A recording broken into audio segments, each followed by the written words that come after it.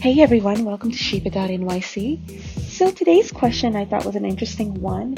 It's about how to find a new hairstylist.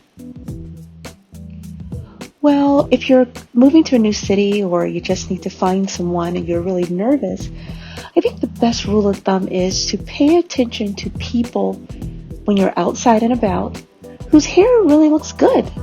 And if it does look good, you walk over to them. Of course, don't get so close, it's coronavirus time.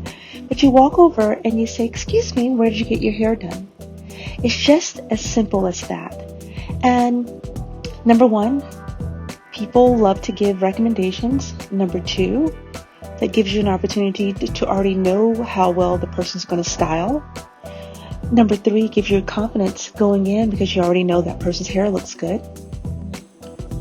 So it's pretty much an easy sell after that. You call in, you let them know that you're a new client, you let the front desk know what type of hair you have, you let the front desk know that you are new and you need time because you're a bit nervous to get to the appointment where you don't feel rushed, and you enjoy the experience.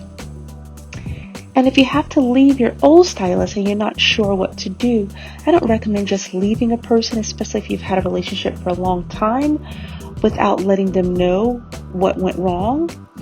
Just say, "Hey, it's not working out anymore. I want to try somebody new."